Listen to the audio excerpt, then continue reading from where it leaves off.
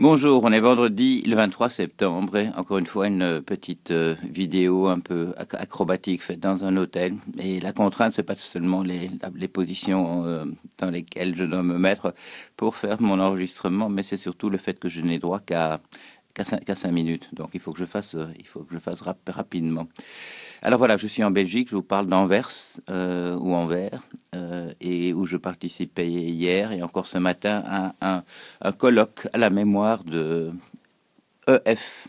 Fritz Schumacher, l'auteur de Small is Beautiful, comme vous le savez, un des fondateurs du mouvement écologiste. Voilà. Alors, la semaine passée en Belgique a commencé mardi par une intervention au Parlement européen, où j'ai appris une chose intéressante. Il y avait une présentation faite par un groupe d'études qui s'appelle le CEPS, et qui nous a parlé de l'évaluation par les marchés. Enfin, elle parlait de plusieurs choses, mais en particulier de l'évaluation par les marchés de la résistance ou non des entreprises du secteur bancaire. Alors, ce qui est intéressant, c'est que, vous savez, bon, le marché nous dit ce qu'il faut faire, et la justification, c'est qu'il est rationnel. Il sait mieux que nous ce qu'il faudrait faire. Et ce qui est intéressant dans cette étude, c'est qu'il montre que le marché n'est pas plus intelligent que nous. Son comportement n'est pas du tout, ne prédit pas de manière valable du tout ce qui va se passer. En fait, ses motivations, il n'y a pas de mystère, il n'y a pas de miracle. Il est comme le nôtre, c'est-à-dire que c'est un mélange. Enfin, quand nous allons sur ce genre de marché, c'est un mélange de cupidité, de crainte irrationnelle et d'enthousiasme injustifié. Alors voilà. Alors, si on vous dit c'est parce que le marché est rationnel qu'il nous impose de faire ce qu'il veut, eh bien c'est pas vrai. C'est très intéressant que cette étude l'ait mis en évidence. Alors, le soir du même jour, comme vous le savez, j'ai parlé à l'université de Bruxelles et dans un cadre aussi organisé par les Verts. Enfin, une des tendances je vais pas dire une des tendances des Verts, mais une des organisations liées aux Verts en Belgique. Il y avait beaucoup de monde, ce qui m'a fait très plaisir. Il y avait des gens qui ont dû, malheureusement pour eux, s'asseoir sur les marches, mais on était tous donc contents. Philippe Lamberts, qui avait pris l'initiative de cette réunion, et moi aussi, on était très contents qu'il y ait tellement de monde qui soit venu. Le jour suivant, j'ai fait un entretien avec le magazine belge qui s'appelle Le Vif. Excusez-moi, il me reste pas beaucoup de voix.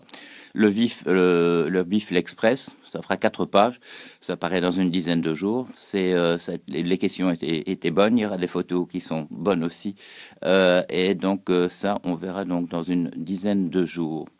Alors, mon intervention au colloque Schumacher. Il restera encore une petite chose à faire en fin de semaine. En fin de semaine, c'est-à-dire tout à l'heure, un entretien avec la radio-télévision suisse romande, 2 entretiens de 15 minutes. Et ça, je ne sais pas exactement quand ça va passer. On me le dira, je vous tiendrai au courant.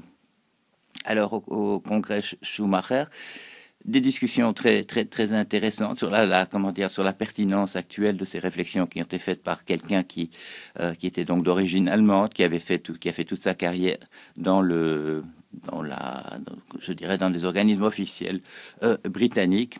Il y a eu des allusions au fait que ces articles économiques étaient refusés par les journaux qui publient ce genre de choses, que ces tentatives d'enseigner dans l'université n'ont abouti à rien. C'était une de ses filles, Barbara, qui nous expliquait cela. Alors bon, ça vous surprendra pas. J'ai fait une petite remarque sur le fait qu'il aurait sans doute été moins frustré à une époque où il aurait pu faire son blog et constituer une petite communauté autour de lui sur ces questions-là.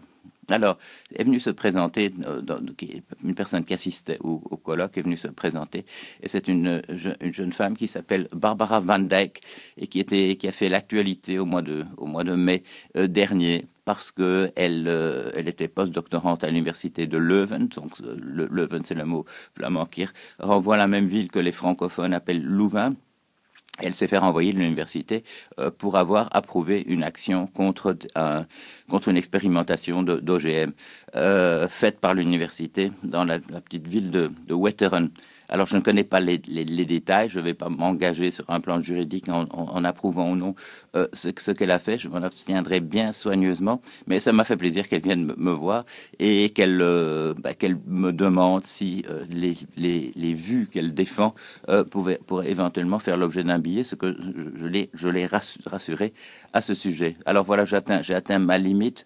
Il y a encore d'autres choses que j'ai envie de dire. J'essaierai probablement de les mettre dans une vidéo que je ferai demain où je n'aurai pas ces contraintes de temps. Alors voilà, en tout cas, à vendredi prochain. Au revoir.